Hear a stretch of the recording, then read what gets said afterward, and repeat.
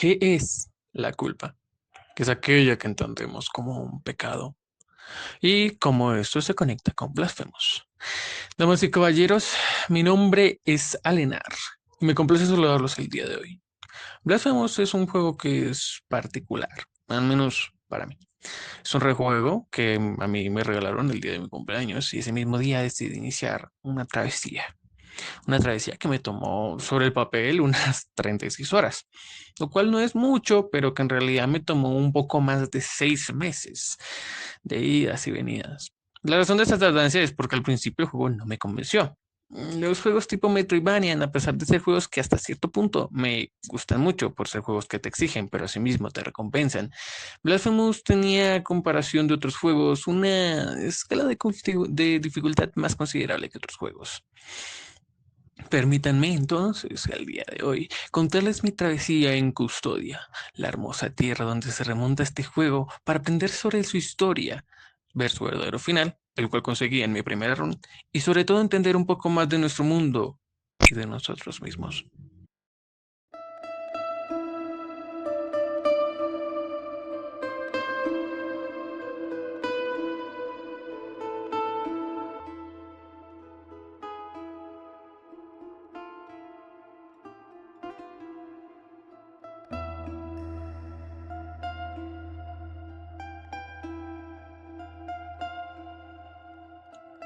Antes de comenzar esta aventura, tenemos que viajar al pasado. Debemos conocer la historia de su mundo.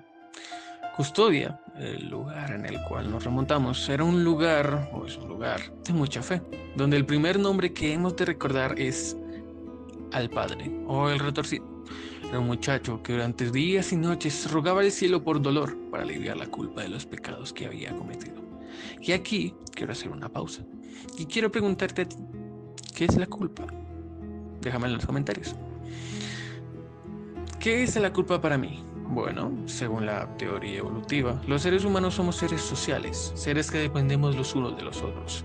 Se dice que la razón por la cual la soledad duele tanto es porque literalmente duele, físicamente duele. Es un instinto que te dice que si no eres parte de un grupo, te mueres. De nuevo, en la época antes de la civilización, llamémoslo así, ser parte del grupo era sobrevivir, porque tenías personas que te respaldaban. Ser excluido en esos tiempos era la muerte. La culpa es un sentimiento abstracto, pero a mi parecer es muy similar a este sentimiento de soledad. Es un pesar que sentimos cuando reflexionamos sobre nuestras acciones, especialmente cuando hablamos mal, cuando lastimamos a alguien que es importante para nosotros o obramos mal según nuestras propias guías. La culpa es un indicativo de remordimiento, un sentimiento que tenemos para hacernos reflexionar sobre nuestros actos. Ciertamente, aquello que yo considero que debo sentir por mi culpa no es aquello que alguien más va a compartir. Y eso es algo que quiero que quede claro, y es el hecho de que la culpa varía en cada persona. Continuando con el padre, de tanto rezar, aparece uno de los personajes más importantes de este mundo, el milagro o milagro doloroso. Este milagro es, por decirlo de alguna manera, Dios en el mundo de Custodia. Es un ser que es todopoderoso, omnipresente y omnisciente. Escuchando las súplicas, decide convertir su fuerza de una forma reducida. Sus extremidades se enraizaron en el lugar en el que se encontraba hasta formarse una figura. Así el padre pasó a ser la figura de el retorcido, conocido como el primer lugar, el primer milagro. Este, según el canon, se encuentra originalmente en el lugar que se le conoce como el nudo de las tres palabras, pues tres fueron las últimas palabras dichas por el retorcido. Mi gran culpa.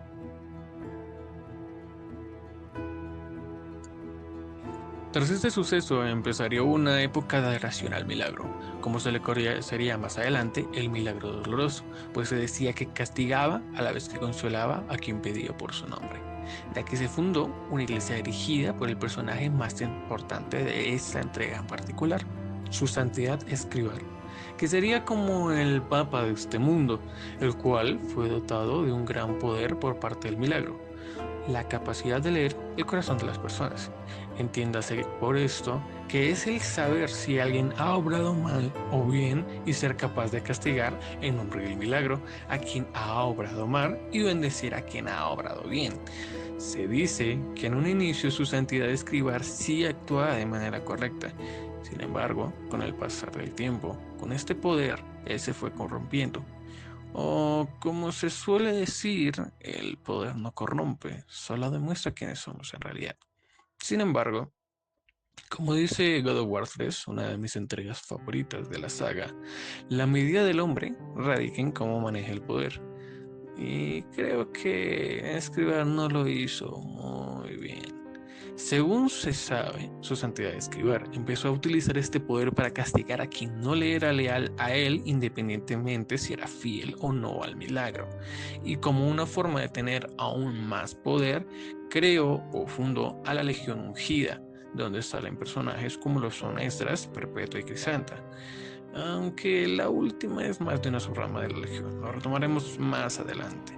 Esta legión serviría como una especie de cruzados, una policía católica, si prefieres llamarlo así, que iba castigando a quien su santidad Escribar decía que debían castigar o no, y en el cuyo caso matar. Algo me parece menester resaltar es el hecho de que Blasphemous, si no me equivoco, toma parte del folclore del sur de España. Kim Kitchen es una desarrolla española y sus temas ciertamente van a tener esta especie de toque de creencias católicas, especialmente del folclore del sur de España, como lo vendría haciendo Sevilla, si no estoy mal. Hay algunos jefes que más adelante vamos a retocar que comparten este lugar. Por ello, cada cierto tiempo o cuando lo vea necesario, haré una cierta comparativa con la Iglesia Católica para explicar o digamos hacer una comparativa, un parafraseo con cosas del mundo de Blasphemous, solamente para que lo tengan en cuenta. El milagro quedó extremadamente decepcionado y como una especie de castigo decidió quemar el árbol donde fue creciendo el nudo de las tres palabras. Durante 90 días y 90 noches este ardió hundiendo en cenizas a la iglesia principal, la iglesia madre de madres, y creando una montaña de ceniza que tragaba a todo aquel que tratase de llegar al trono de escribar para entrar en comunión con el milagro e intentar revertir este problema. Además, estas cenizas crearon una zona donde el aire era tóxico, condenando a escribar a esperar por su muerte. Después de este suceso, su santidad de escribar perdió mucho poder dado por el milagro. Sin embargo, no murió. Y casi al mismo tiempo, el milagro crea una profecía, que un hombre cargaría con el peso del mundo en total silencio. Y este hombre sería capaz de acabar con su santidad de escribar y librar a Custodia del mal provocado por las acciones de escribar. Aquí su santidad de escribar se reveló, aunque no es como, a ver, ya lo había hecho con lo que había hecho anteriormente. Sin embargo, utilizó el poder que le quedaba para convertir a sus leales en los monstruos que vemos en el juego, alzándose en contra de quien alguna vez le ayudó con su culpa. Pues depende de qué le preguntes y según investigues, aparentemente lo que es la figura de el padre, el retorcido y su santidad de escribar son una misma persona adoptando diferentes nombres y rostros. La Hermandad del Lamento Mudo, nuestro protagonista, se alzó para tratar de detener a su santidad de escribar. Sin embargo, fueron detenidos por la Legión Ungida. Más aún por la creencia de que sería uno de sus fieles, aquel que sería seleccionado por el milagro para acabar con su santidad de escribar. Y ciertamente, así fue. En una iglesia alejada, cerca de la Hermandad del Lamento Mudo, una mujer rogaba por dolor, golpeando su pecho con una estatua del retorcido, dando golpes repetidamente, repitiendo una frase muy curiosa. Por mi culpa, por mi culpa, por mi gran culpa. Es en esta iglesia donde la culpa toma una forma física, quizás en una de las formas de las armas más icónicas, la mea culpa. Una espada de piedra y madera que sería el arma principal de nuestro protagonista, el penitente. Este, en un viaje de peregrinación, llegaría a la iglesia y reclamaría su arma para emprender su destino, acabar con Escribar y volver la paz a custodia. Sin embargo, al salir de esta iglesia se toparía con Crisanta, quien lo pararía para ver si realmente el penitente era digno de su nombre, batiéndose en duelo, donde al final el penitente moriría. Sin embargo, antes de irse, diría unas palabras al penitente cayendo al abismo de lo que alguna vez fue la hermandad del lamento mudo. Si es así, en la verdadera voluntad del milagro, volverás de los muertos para cumplir con su voluntad. Y con esto empieza aquí ahora sí todo lo que es el gameplay del juego y donde empezará a narrar todo lo que fue mi travesía en este juego, siendo de hecho el segundo Metroidvania que he jugado. Iremos yendo de jefe en frente que fui derrotando, hablando de su historia de detrás y luego alguna que una curiosidad suelta.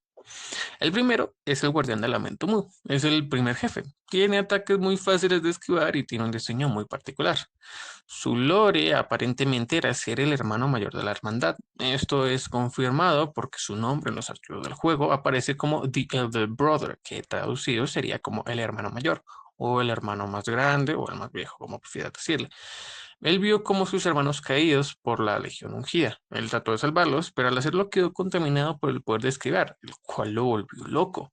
De ahí esa enorme apariencia pese a ser un humano común antes de ello. Fue este poder lo que volvió loco y como una especie de acto de amor, mató a todos aquellos que fueran corrompidos por el poder de Escribar para que no cayeran en la misma locura. Su logro es un largo camino por delante, lo cual, bueno, tiene ciertamente o cierto sentido, pues el primer enemigo y el primer jefe, justamente, al que te enfrentarás en el juego.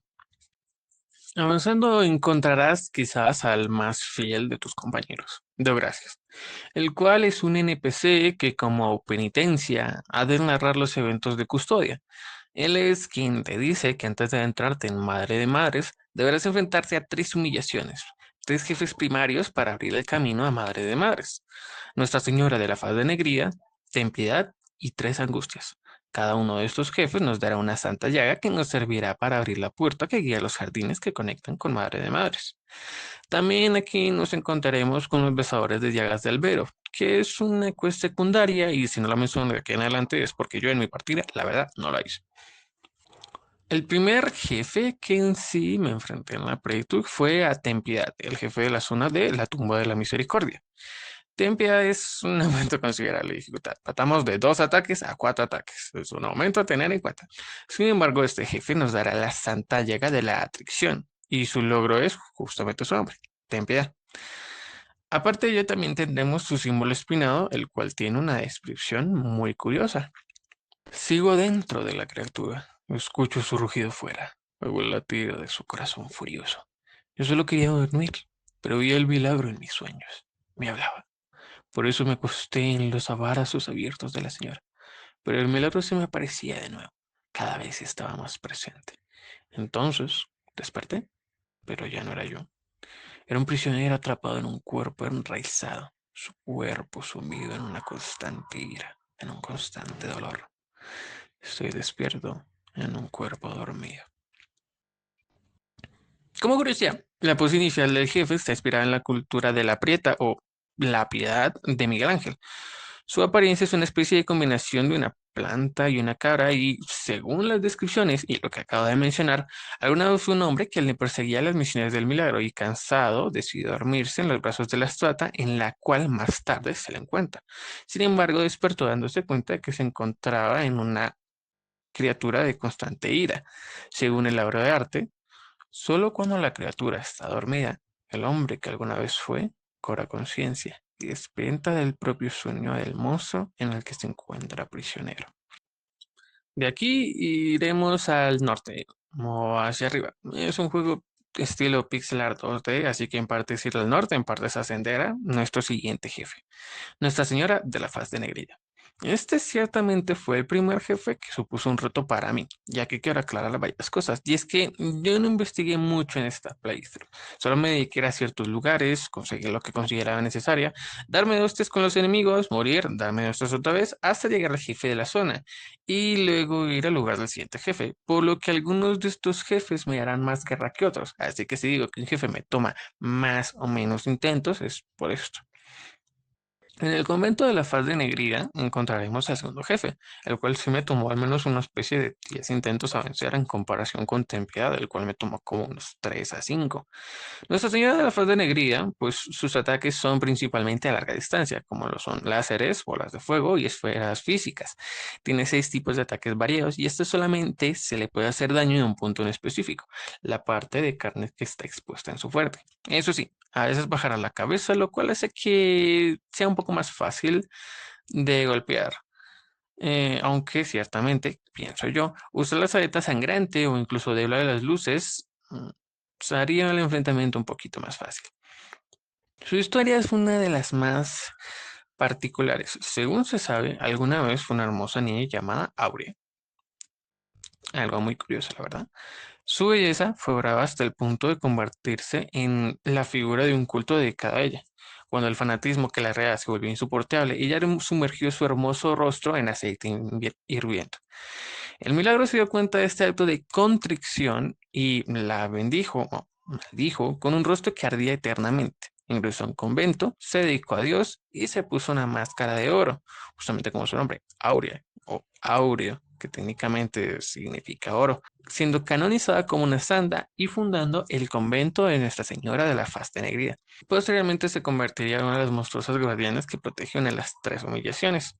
Algo que aquí lo agrego como la curiosidad, es que la historia de Nuestra Señora de la Faz de Negrida, de hecho, está inspirada en la historia de María Fernández Coronel, quien para escapar del acoso de Pedro I se arrojó aceite hirviendo en la calle y en el pecho. Este jefe tiene como logro el mírala a la cara y nos da la santa llaga de la contrición. Antes de continuar, quiero ser totalmente honesto. Yo saqué el final verdadero por pura suerte. Resulta ser que me encontraba revisando la parte de, bueno, cómo conseguir de Mirabas de regreso al puerto, esta especie de hechizo que te permite volver al puerto inicial, al Vero. Sin embargo, me puse ahí a curiosear en la zona de Luto y Estrago y terminé encontrando sin quererlo la zona oculta de Reposo de la Hermana, donde se encuentra el lugar de descanso de Perpetua. Aquí obtendremos el escapulario incompleto, que según el lore es una carta donde Perpetua le indica a su hermano que él está siendo controlado por las altas voluntades y que, digamos, más adelante aparecerá como un mini jefe o incluso como un jefe compañero con la batalla de Esdras, que en realidad esa no es ella en verdad, sino una ilusión hecha por las altas voluntades. Y aquí quiero hacer una pequeña pausa para explicar este concepto. Siguiendo la fe católica, las altas voluntades sería algo así como lo que para los católicos es el Espíritu Santo, pues su función, en teoría, es el de ayudar con la voluntad del milagro Dios, como justamente lo hace el Espíritu Santo en la religión católica. Sin embargo, al contrario de lo que yo tengo entendido que es el Espíritu Santo, que de una forma más romántica o poética, es en sí una especie de comunión de conjunto de personas que se quieren y se cuidan. Y a partir de ese cariño que se tienen, Dios obra en la vida de estas personas. Sin embargo, las altas voluntades son una especie de sifón o tapadera del poder del milagro. Esas le robaron parte del poder y lo usaron para hacer lo que querían. De ahí que en teoría hayan ciertos castigos que son peores como otros, como ya mencioné antes. La penitencia de gracias, que es simplemente ser testigo de lo que ocurre y posteriormente hablarlo. Otro ejemplo, pero del lado contrario, sería el castigo de socorro, Nuestra Señora del Constante Calvario, que hace parte de la cruz de Cleofas, el cual carga con el dolor de todos los personajes del mundo. La razón por la cual hacían esto es porque aparentemente, mientras más personas sean fieles y crean con más fuerza hacia el milagro, estas se vuelven aún más fuertes. Básicamente estaban haciendo lo mismo que esquivar. Ellas manipulaban a varios personajes a lo largo del juego, siendo, de nuevo, los personajes a los que más influyen son Esdras, el cual es el hermano de Perpetua, y a Crisanta, el penúltimo jefe, pero ya hablaremos de ello más adelante. Hacienda el quejido es la siguiente palabra. con el jefe llamado Tres Angustias. Estas son las últimas jefes a las que me enfrenté antes de ir a Madre de Madres y estas sí no me tomaron mucho esfuerzo. La vendí del segundo encuentro. Y como un pequeño tip a tener en cuenta, pueden usar el primer hechizo que te dan y esperar a que las tres estén lo más cerca posible para invocarlo en una plataforma corta. Esto hará que el hechizo pase varias veces por los jefes, tan así que ni siquiera yo le vi la segunda fase. Estas son tres mujeres fantasmales con vestidos negros que le cubren el cuerpo entero, incluso el rostro. Dos de ellas empuñan lanzas con punta y la tercera una especie de masa con dos filos. Las descripciones de los objetos y los diálogos indican que estas podrían ser una representación de las tres hermanas que se convirtieron en altas gracias y que son la fuente del gemido trino que suena en hondo, aunque es posible que este jefe también simbolice las angustias y el dolor de las tres hermanas.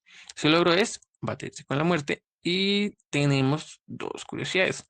Su concepto parece haberse sido inspirado por las tres estatuas conocidas como las tres vírgenes de las angustias que se utilizan en la Semana Santa en Sevilla, España.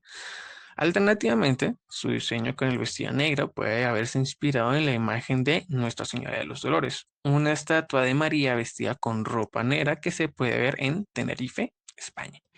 Estas nos dan la Santa Llaga de la Contrición, la última llaga que necesitaremos.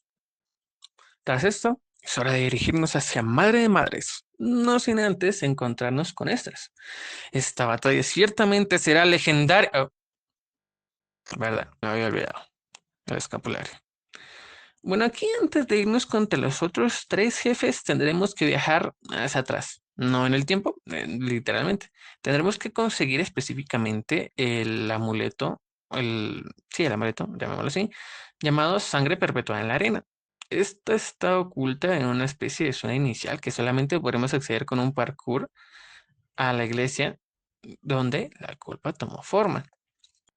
Aquí hablaremos con nuestro amigo Esdras. Y después de ir a la biblioteca de las palabras negras, nos encontraremos con Diosdado, quien es un NPC cuya penitencia es ser un bibliotecario, tal cual.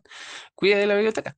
Por eso antes me enteré que las cosas que bendicen en sí son un poco raras. Con la llave que Esdras nos da, conoceremos al cuarto rostro susurrante. No, es verdad, antes no lo dije. Siendo sincero, tampoco le presté mucha atención a mi partida. Pero tras derrotar a cada jefe aparecerá un rostro susurrante, los cuales son como enviados de las altas voluntades. Sin embargo, solo debían de haber tres, y a lo largo del juego se deja bien claro que solo hay tres. Porque aquí digo que se encuentra el cuarto rostro susurrante. Bueno, él mismo nos dice la razón. Resulta ser que él fue el único que de alguna forma, vio la verdad a través de los milagros del milagro doloroso, que en verdad quien estaba detrás de todas las voluntades eran las altas voluntades, y por ello fue aprisionado y sus ojos fueron quitados. Sin embargo, podemos encargarnos de recuperar sus ojos para que él nos ayude a liberar a Custodia del control de las altas voluntades, derrotando a dos jefes en específico, Sierpes e Isidora, voz de los muertos. Y le seré totalmente sincero. Me fui contra Sierpes antes de los tres jefes que nos den acceso al ambulatorio de su santidad, quien serían Kirce, retornado de las llamas, Expósito, vástago de la abjuración, y Melquiades, el arzobispo exhumado. Sierpes es el jefe de DLC de Wounds of Eventide o Heridas del Ocaso, si no estoy mal, de la zona de Luto y Estrago, la zona que queda hasta abajo o hasta el sur del mapa. Es una batalla de tres fases. Sí, tres fases. Pasamos de jefes que tenían uno o a lo mucho dos y pasamos a tres, sin contar que Sierpes e Isidoras, de nuevo, por ser jefes de DLC, como pasan justo como las amanecidas, tienen un aumento de daño ciertamente considerable. Y Sierpes, para este punto, realmente pegaba duro. Y lo digo en serio. Yo no tenía ni los ítems, ni las mejoras, ni los hechizos para enfrentarme a Sierpes. Literalmente, cada vez que me pegaba sentía que volvía a la recesión inmobiliaria del 2008. Me mataba como de 3 golpes, una cosa así. ¿Cuánto me tomó derrotarlo con mis 2 huevos? Bueno, alrededor de la cordura un mes y 5 horas de intento sin parar. Y lo digo en serio. Si mi memoria no me falla, tenía disponibilidad a mea culpa a nivel 3, porque el desafío del cáliz invertido lo hice antes de Grisanta, porque quería irme bien preparado. Tan solo 4 slots para las cuentas de Rosario y el hechizo más fuerte que tenía era el que te daba Viridiana. Y tienta tus cabellos espinados, que la verdad no recuerdo cómo conseguí. Ahora hablemos de este jefe. En sí, Sierpes, que es mi jefe favorito de esta entrega en particular, es una serpiente extremadamente larga y de un tamaño colosal, tan larga que de hecho su cuerpo es parte del fondo del propio escenario de pelea contra el jefe, rodando una torre compuesta por barcos viejos y rotos. El cuello de Sierpes está adornado con joyas, junto con cuernos en la cabeza y una lengua con una especie de forma de cuervos fusionados. Su característica más destacada es su ojo derecho, el cual es irónicamente el ojo izquierdo del cuarto rostro. Su curiosidad es de dónde se inspira. Aparentemente, Sierpes se inspira directamente en una historia del folclore sevillano relacionada con una calle llamada justamente como su nombre, Sierpes. Según la historia, alrededor del siglo XV, los niños comenzaron a desaparecer sin una explicación aparente. Don Alfonso de Cárdenas, alcalde de la ciudad, recibió una carta anónima en la que este misterioso personaje revelaría quién estaba detrás de las desapariciones a cambio de su libertad. Este hombre era Melchor de Quintana y Argueso, quien participó en una rebelión contra el rey y se escondió en el subterráneo de la ciudad, donde vio el criminal. Cuando ambos descendieron, don Alfonso se sorprendió al descubrir que este aparente criminal era de hecho una serpiente gigante, tan grande como un basilisco. La serpiente había sido previamente matada por Melchor y la enorme criatura quedó expuesta en las calles, siendo que este suceso le da el nombre de Sierpes a la calle. Pasamos a mi siguiente jefe, el cual sí me costó un poco encontrarlo, porque la verdad su zona, al menos para mí, es un poco extraña. Expósito Vástago de la Abjuración es el jefe de la zona del lienzos durmientes. Tiene la apariencia de una especie de gigante con los ojos vendados, sostenido por una mujer de mimbre y que está acompañado por una extraña criatura con un rostro humano, similar a una especie de serpiente con cola de escorpión, que lo protege y ataca a cualquier enemigo que entre sus aposentos. Según las descripciones de los objetos, que indican que la figura de mimbre que sostiene parece ser su madre sustituta. Su supuesta madre biológica fue quemada en la hoguera por brujería y le vendaron a los ojos a los niños para que no lo viera arder. Antes de morir, la madre le pidió a alguien que construyera una figura de mimbre a su imagen para que su hijo no la extrañara. Cuando la terminaron, Expósito fue colocado en los brazos de la figura y aparentemente dejó de llorar. En el tema de sus curiosidades, primero está el nombre de Expósito. Este es un término para los niños huérfanos de nombres de padres, perdón, desconocidos en España. La abjuración es la renuncia solemne y el abandono de un derecho o juramento. Por último, Expósito es el único enemigo en el juego que tiene un ataque de muerte instantánea, cosa que me lleva a lo siguiente. Este jefe curiosamente me tomó 2 intentos, aunque bueno, después de ser pues cualquier cosa te parecerá fácil. Aunque en eso yo tampoco colaboré. El punto por qué me tomó 2 intentos es porque en el primero justamente me hizo este ataque que te da una muerte instantánea, que es en el piso aparecerá una especie de círculo y si te paras ahí, cagaste. El bebé te agarra y te parte la mitad. El logro que nos da es inocencia ciega. Seguimos con uno de los jefes más icónicos, o al menos de los que es más fácil reconocer. Melquiades, arzobispo exhumado, el jefe de Madre de Madres. Y podrás pensar, espera, ¿qué? Primero hiciste Expósito y luego Melquiades, a pesar de que la zona de Melquiades está en el centro de todo. Me hice primero al niño simplemente porque estaba en el camino cuando me perdí después de vencer a Sierpes en luto y estrago. La apariencia de Melquiades es en sí un esqueleto que luce túnicas sagradas, coloradas de joyas, una corona y un bastón dorado. Varios brazos lo sostienen durante su combate contra el jefe, que pueden ser golpeados, pero no afecta su barra de salud. Este jefe tampoco me tomó muchos intentos. También fueron 2 y simplemente fue porque creo que me descuidé. Las curiosidades es que primero, Melquiades es una derivación española del griego Melquiades, en última instancia la raíz semítica que significa gobernar. Otro nombre es Miltiades, un obispo de Roma, retroactivamente llamado Papa, del 331 al 314, cuando a los cristianos se les dio el estatus legal dentro del Imperio Romano. El diseño de Melquiades se basa en los santos de catacumba o los santos joyosos. Son cuerpos exhumados de las catacumbas de Roma. Estaban decorados con oros y joyas preciosas y se le consideraban reliquias de ciertos santos de los siglos XVI al XIX. Al igual que Melquiades, se posicionan en una especie de posición declinada o diagonal. En cuanto a sus vestimentas, visten piezas de las vestimentas pontíficas católicas tradicionales, especialmente los guantes, anillos y hombrera inspiradas en las capas pluviales. Melquiades, durante su batalla, cruza los dos primeros dedos. Aunque hoy en día es un gesto que suele simbolizar la suerte, su origen se remonta a los primeros tiempos del catolicismo y de hecho esta expresión se utilizaba para invocar el poder de Cristo y protegerse del mal. Su logro se llama el Santo Enjollado. Tras esto siguió uno de los momentos en los que menos toqué, porque no tenía idea de dónde agarrar. Eso sí, quiero aclarar que durante estos momentos hacía diferentes quests en esas idas y venidas en el juego. Terminé encontrando a Miriam y ayudándola con su quest del espejo. También a Redento, lo cual me dio el que se suponía que es el último nudo de Rosario, pero para mí fue el quinto. Recorrí el mapa, conseguí diferentes mejoras, hice la quest de Cleofas, aunque no se termina sino hasta enfrentar al siguiente jefe y ya de último hice varios intentos de la quest del cáliz invertido.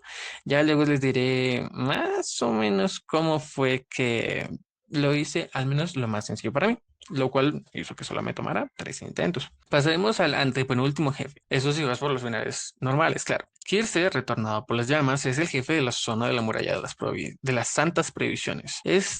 Al entrar en una sala, emboscará al penitente en la muralla de las santas previsiones, rompiendo el suelo de la sala a su arena de combate. Al derrotarlo, consigues el acceso a la llave de las altas cumbres, desbloqueando así el atajo entre la muralla de las altas previsiones y el convento de la faz de Negría. Tiene la forma de un hombre adulto con una capucha larga similar a la del penitente, solo que en rojo, una especie de cinturón con taparrados y además lo más icónico de este jefe, una espada. Su nombre, Kirse, viene del nombre latino Quiricus, quien fue un niño mártir que murió por declarar su fe. La frase de uno de los cuerpos referida a Kirse que dice el que camina con el fuego es de hecho un homenaje a la película de David Lynch en 1992, Twin Peaks Fire Walk With Me. Su logro es cenizas a las cenizas.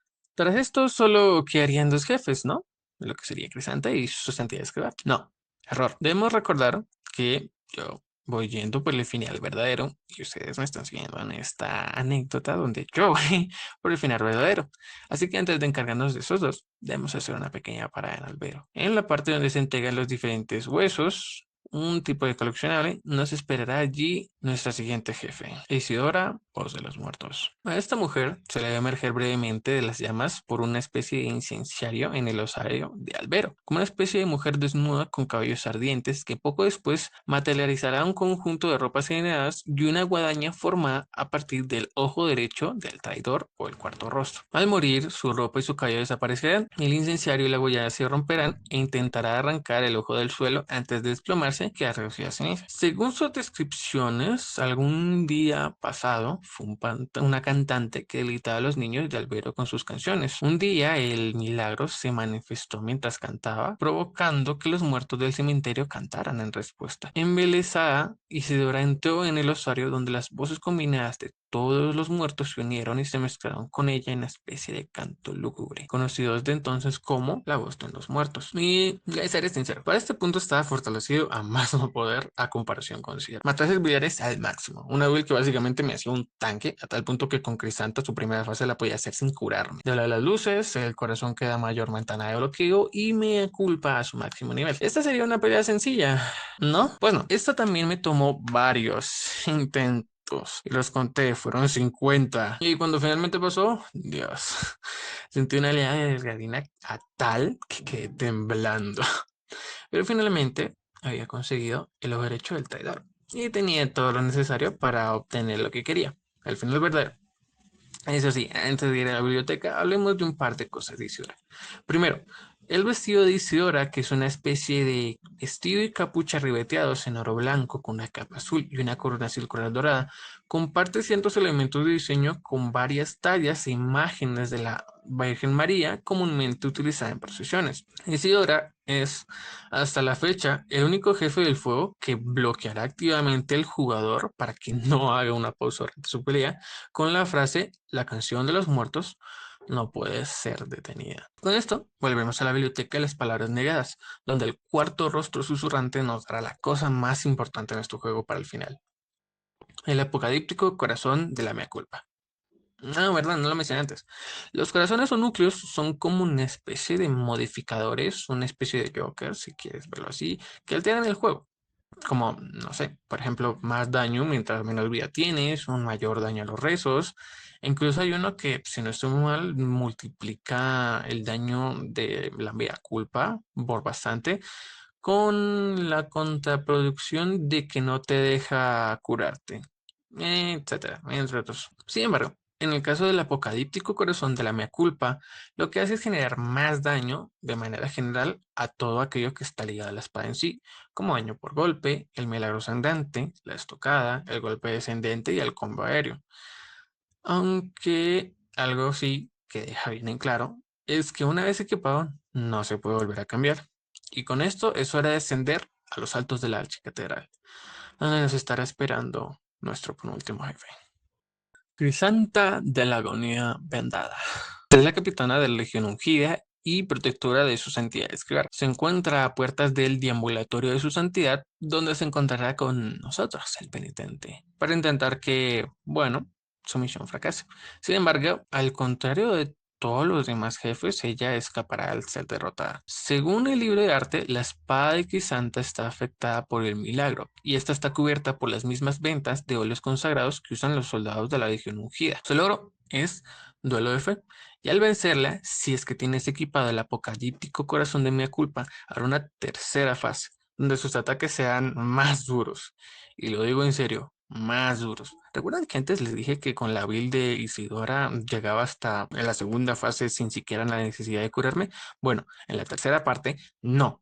Sí o sí terminaba sin matraces viares, pero al final lo lograba derrotar. Aún así, es un aumento de daño considerable. Supongo que es por lo mismo que mencioné antes. Los jefes de DLC tienen un aumento considerable de vida y de daño muy, muy notable. Aún así, no fue mucho. Y antes de poder derrotarla, esta caerá derrotada. Y, de nuevo, con el apocalíptico corazón de la mea culpa, la liberaremos, literalmente, rompiendo las cadenas que la ataban a las altas voluntades. Antes de ir con escribir en el deambulatorio de su santidad, volveremos a donde estaba nuestro amigo Estras, donde también encontraremos a Crisanta después de la pelea. Aquí nos promete que nos ayudará en caso de ir contra las altas voluntades. Una pequeña pausa antes de continuar. Si quieres hacer el logro de comprar todos los objetos en todas las tiendas y de manera consecuente obtener todos los objetos y mejoras de los Priediv de la caja de donaciones de la iglesia de Albero, Crisanta es probablemente la mejor forma. Si haces el final verdadero, siempre que llegues a derrotarla hasta la segunda fase, o sea, su primera barra de vida, el juego pensará por algún motivo que la tercera fase es como un jefe diferente, e independientemente de si ganas o no estas tercera fase, te dará las 18.000 lágrimas de Ninda que te da la batalla de manera normal contra Kisanta. Y esto es confirmado por mi persona. Eso se puede hacer de manera indefinida. Estuve durante un buen rato farmando esas lágrimas de enmienda para poder conseguir los alrededor de 370.000 lágrimas de enmienda que se necesitan para poder cumplir con todas las cajas de donativo, entre las cuales tenemos una skin, la capacidad de recuperar todo tu fervor en los Priediu, teleportarte entre Priediu y un par de otras cosas más que no voy a mencionar. Ahora sí, vayamos con Escribar y salvemos a Custodia. Su santidad de Escribar tiene tres fases en el final verdadero. Primero está su santidad de Escribar, donde veremos a Escribar con una daga enjollada dorada, unas especie de túnicas ceremoniales de color ceniza, sus manos, pies y cara estarán de un color rojizo y llevando una especie de casco de metal que veremos mejor en su segunda fase. No utiliza ataques tan complicados, puede invocar un escudo que lo protegerá, por ejemplo, si utilizas a Milagro Sangrante. Lanza un par de proyectiles, se teletransporta y a veces lanza unos cuantos tajos. No es tan difícil de derrotar. El problema viene en parte en su segunda fase. El último hijo de Milagro, donde será un jefe extremadamente grande y pasará a una especie de mini bullet hell. Hey, mira, como hicieron en Blasphemous 2, curiosamente. La Gaga también parece que se vuelve un personaje independiente y mucho más grande, y puede llegar a atacar. No es tan difícil en sí. El truco está en atacar al ojo de la daga, esperar a que ésta desaparezca y luego se abra la cara del casco de metal de último hijo del milagro y utilizar o a Debla de las luces o aprovechar las plataformas que aparecen en la zona para golpearlo. Incluso uno que me ayudó bastante fue utilizar el ataque descendiente si digamos veía que no alcanzaba a llegar hasta la cabra y simplemente mandar el ataque y como la última mejora permite invocar una especie de mini Debla de las luces, ahí también le hacía daño. No es de nuevo tan difícil, me tomó 3 intentos. Pero supongo que, de nuevo, me pasa lo mismo que con los otros jefes de la zona intermedia. Después de ir contra Isidora durante horas, si el jefe te tome 15 minutos, te hace perder un poco el sentimiento. No es lo que tiene. Tras esto, es hora de descender a la montaña hasta alcanzar el trono de Escribar. Opa, pero olvido decirlo, antes de poder ascender al inicio de tu aventura, de gracias te dará una espina, que al principio, la verdad, no sabrás qué hacer con ella, hasta que obtienes la cuenta inmaculada, la cual corrompes al morir unas 3 veces con esta equipada, la cual pasa a llamarse la cuelga cargada de culpa. Con esta, al destruir las estatuas de los confesores, una de las zonas de las mecánicas donde en teoría pagas para liberarte de la culpa, cual la culpa es otra mecánica que básicamente bloquea la capacidad de fervor que tienes, lo cual, bueno, hace que puedas lanzar menos hechizos. Al destruir estas estatuas y tener equipada la cuenta cargada de culpa, se abrirá un portal a una pequeña arena variada de los enemigos de la zona, donde si ganas, la espina evoluciona. Tendrás que hacerlo unas 7 veces en las 7 estatuas de los confesores que están a lo largo de Custodia, donde al final obtienes la zarza cubierta de sangre, que en teoría representa que cargas con la culpa de todos en Custodia. Ahora, volviendo al trono de Escribir. Una vez llegues a él, entrarás en comunión con el milagro, pero no en las formas que esperas. Allí ascenderás a las eternas posesiones. Es algo así como el más allá, donde enfrentarás la última y tercera fase de Escribar, el centinela de las posesiones eternas. Sin embargo, no estarás solo. Cuando Escribar lance un rayo que cubre la zona, Crisanta te ayudará bloqueando. En sí es una batalla sencilla, más aún porque morir no hace que tengas que repetir la batalla otra vez, sino solo desde el punto del inicio de las eternas posesiones. Tras derrotarlo, acá por algún motivo me saltó el logro de matar a último hijo del milagro, el cual es suma blasfemia. Aquí las altas voluntades harán una especie de diálogo con el penitente, pero a nosotros nos valen 3 hectáreas de vacío espacial y junto con Crisanta las eliminaré. Sin embargo, este acto trae consecuencias, pues tanto la mea culpa como las resurrecciones del penitente, sí, cánicamente el penitente sí muere cuando tú mueres y reviven los predios por el milagro. Son parte de los milagros permitidos por las santas voluntades, por lo que muere. Sin embargo, tanto Crisanta como Deo Gracias deciden guardarlo en un sarcófago en caso de que Custodia te necesite de nuevo. Y ciertamente, así fue. Bueno, una vez llegamos aquí, creo que Blasphemous es ese tipo de juegos. Sé que hay muchas personas que aprecian bastante lo que vendría siendo juegos como Celeste o Hollow Knight. Y realmente entiendo por qué. Son juegos que te pueden llegar a tocar el alma con sus personajes, sus temas. De hecho, aquí entre nos, Celeste me ayudó con un problema que yo mismo tengo, que son los ataques de pánico, de ansiedad. Este mismo juego, Celeste, me dio la herramienta que en la mayoría de los casos me ayuda a controlar esos ataques. Sin embargo, Blasphemous es un juego especial para mí.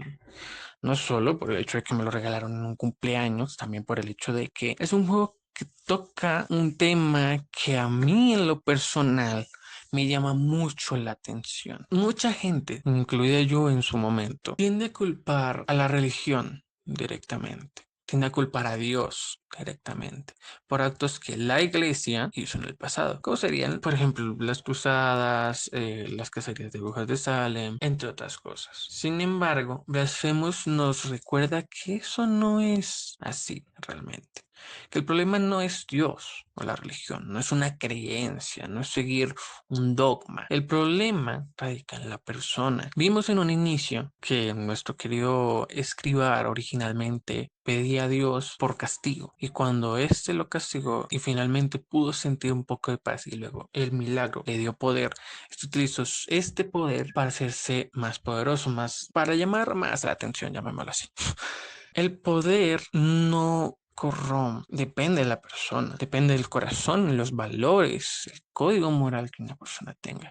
Porque ciertamente considero que hasta cierto punto el penitente podría haber hecho algo similar. Sin embargo, él no lo hizo. Él entendió que ese era su destino, que tenía que hacer. Nos recuerda este juego el hecho de que no hay un problema en sí, en creer en algo, sino en el hecho de que utilices ese algo de forma en que solo te beneficia a ti y perjudica a alguien más. Yo mismo en su momento hacía algo por el estilo. Ya actualmente yo no estoy relacionado con la iglesia católica ni con la cristiana. Vivo mi vida bajo mi propio código moral, bajo mis propias reglas, pero ciertamente tomo ciertas reglas, ciertas ideas de la iglesia cristiana, de la católica. También he llegado a tomar ciertas cosas de religiones orientales, por lo que en sí esta es una forma, mi forma de hacer que cada persona recuerde que debe vivir la vida intentando obrar lo mejor que pueda, no intentando excusarse o escudarse en algo para actuar mal. Cada quien puede decidir cómo actuar y eso es algo que quiero el día de hoy que recuerdes. Sé que al principio dije que entendemos como pecado y no lo mencioné.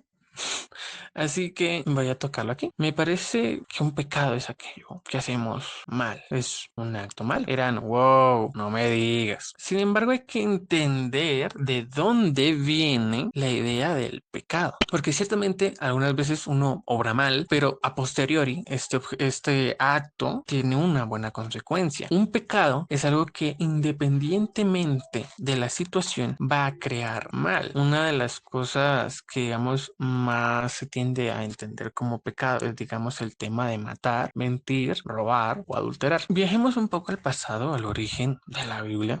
Estamos hablando de la época de las tribus prácticamente. En aquel entonces éramos pocos, éramos grupos pequeños que dependíamos los unos de los otros. Mentir, robar, matar o adulterar era algo que podría romper la comunión entre las personas de este grupo y exponerlos a ellos al peligro. Porque supongamos que digamos el día de mañana alguien roba en el grupo. Entonces esta persona queda apresada. Y supongamos que era una persona que muchas personas querían de esta comunidad, pero luego se resulta que, oh, sorpresa, era un ladrón. Primero, no solamente se harían de quedar con, digamos, dos manos menos, una fuerza menos para, digamos, no sé, cuidar niños, o agricultura, cazar, vigilar, bañar, sino que también la comunión se rompe. Se empieza uno a preguntar si esta persona lo hizo, ¿quién más? Lo mismo ocurre con los otros pecados, digamos, más conocidos. Por lo que el pecado es algo abstracto, similar como sucede con la culpa. Pero si vemos más allá en sí un pecado o el concepto de pecado y el concepto de la culpa son cosas que nos ayudan a mantener la comunión entre los nuestros. A recordar que estamos aquí los unos para los otros. Estamos aquí para colaborar, porque ciertamente el ser humano es un ser muy débil, muy débil. Es decir, un perro de, no sé, 25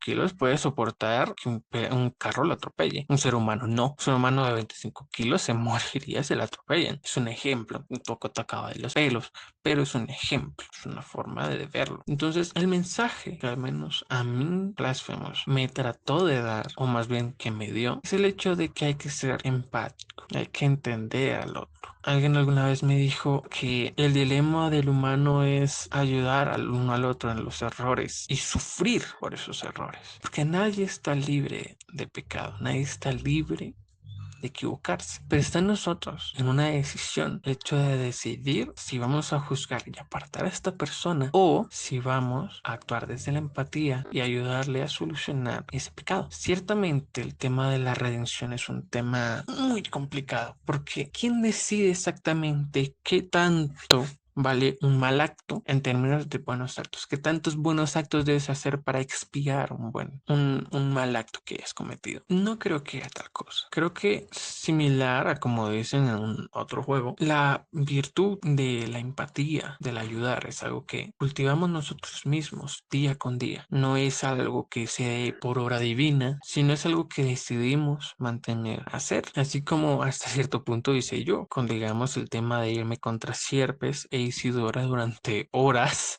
durante miles, durante decenas de intentos para intentar conseguir ese final verdadero, ese final donde liberaba a Custodia de las garras, llamémoslo así, de las altas voluntades. Ese es el mensaje que quiero dejarte hoy. Y digamos, como una pequeña forma de asegurarme de que realmente llegaste hasta acá, quiero que me comentes en la caja de comentarios. Deo gracias. Algo así como escribe tu comentario, algo por el estilo, y deo gracias. Así sabré que llegaste hasta acá. Muchas gracias por ver mi video. Espero que te haya gustado y espero haberte dejado una enseñanza. Ya nos veremos en una próxima ocasión. Mi nombre es Alena y espero que tengas un muy buen día, una buena tarde, una buena noche. Cuídense, tomen agua y nos veremos en una próxima ocasión. Bye.